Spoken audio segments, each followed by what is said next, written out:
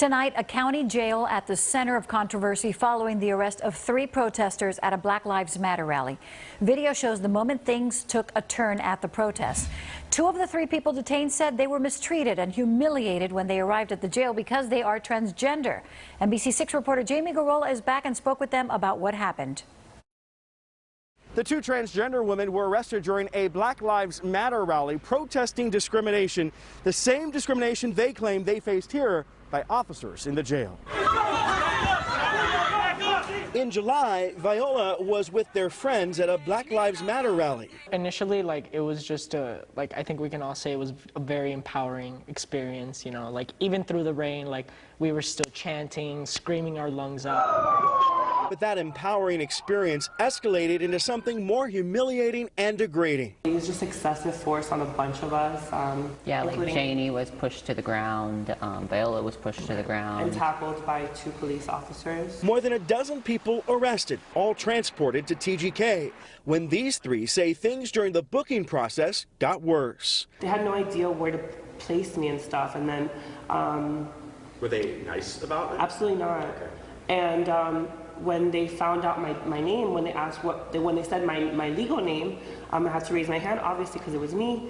And then that's when things started to get that's not a woman, that's a man. And that's when things started to get very transphobic. Gabriela Amaya Cruz is a transgender woman, but her gender and legal name, also known as her dead name, are male. And then they blatantly just told me, you have a so you are a man, and we're going to treat you like a man in here. Cruz says guards forced her to remove her hair and ping-ponged her between the male and female population. Erased, dehumanized, embarrassed.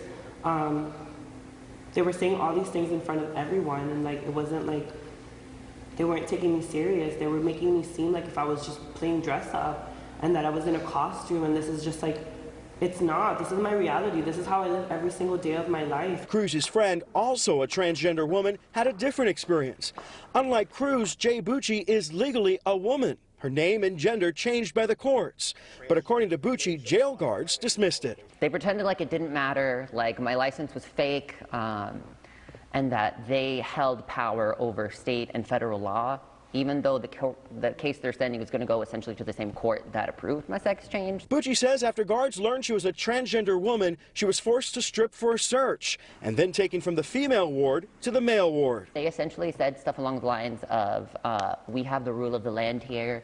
Federal and state law doesn't matter here. I am a white trans woman, so through my mind, of course, I was like, this sucks, and this is horrible, this is dehumanizing, but then in the back of my mind, I was also like, I can't imagine how they treat black or brown trans folk. NBC6 reached out to TGK. A spokesperson said Miami-Dade Corrections and Rehabilitation has procedures in place for the intake of transgender inmates and that it is, quote, committed to safety and security and conducts requisite searches of inmates. As such, items such as head coverings, wigs, jewelry, piercings, etc., where contraband can be hidden and or considered to be contraband are removed. TGK also says the 2 transgender women never made it to housing or were separated by gender. It doesn't matter if we do what we're supposed to, legal or state or federally, because they're still going to treat us all the same. Bucci says she's hired an attorney to look into civil action against the jail and to handle her criminal case against a man that doesn't exist.